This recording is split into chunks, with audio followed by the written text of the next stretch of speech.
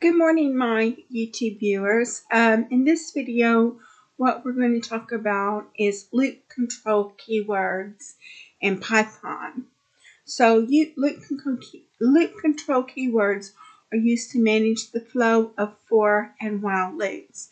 And we've already discussed for and while loops in previous videos. So the for loop control keywords that are available in Python are break, which terminates a loop entirely, continue, which skips the current iteration and continues to the next iteration of the loop. And then it says does nothing. I think that's not wrong. It says break, continue, and pass.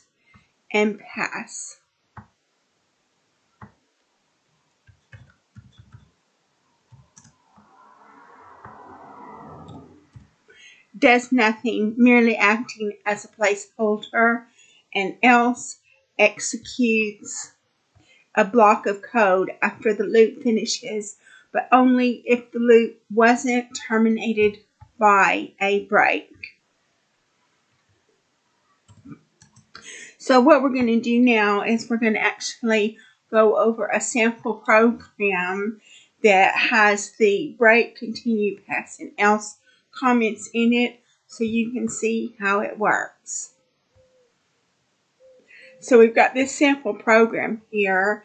It's a list of banned words that shouldn't be used as passwords.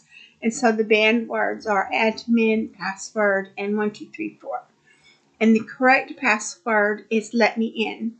So the number of attempts you have so far at the beginning of the program is 0, but the max attempts that you're allowed to have is 5. So while the attempts is less than max attempts, user input equals enter your password, and it's going to be strip it. So strip means it's going to take out all of the blank spaces. And then you're going to skip an empty input. If the user input equals just a blank quotation marks, print empty input, try again, and then it says continue. It says check for banned words. If user input in banned words, print that password is not allowed. Pass.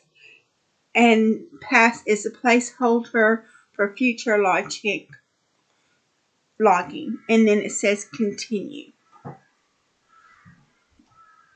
So pass does nothing. And it's just, you just use pass as a placeholder for future logic.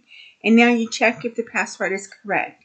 If user input equals correct password, print access granted. And then you do break. And then it says print incorrect password, attempts equal attempts plus 1. So basically what this program is doing, it's using Pythonic increments. But a lot of programs such as VBA, for instance, don't have Pythonic increments.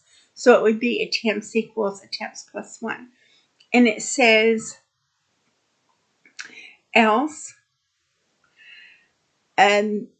this block runs only if the loop is broken. Print too many failed attempts, access denied. So I ran this program once, but we're going to run it again.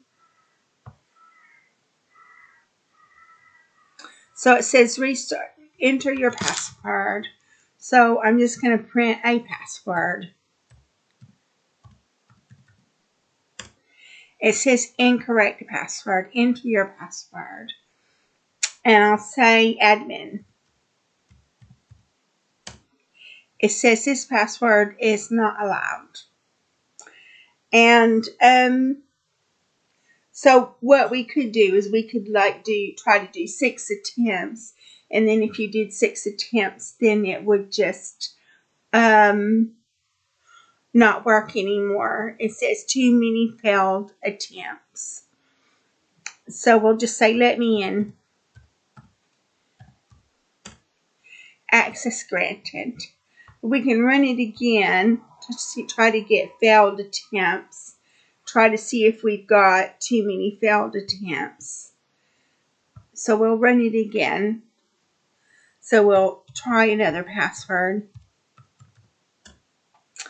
Incorrect password.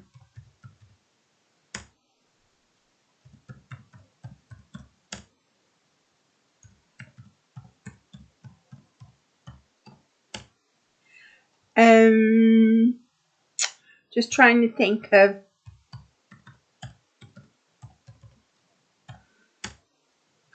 It says too many failed attempts, access denied.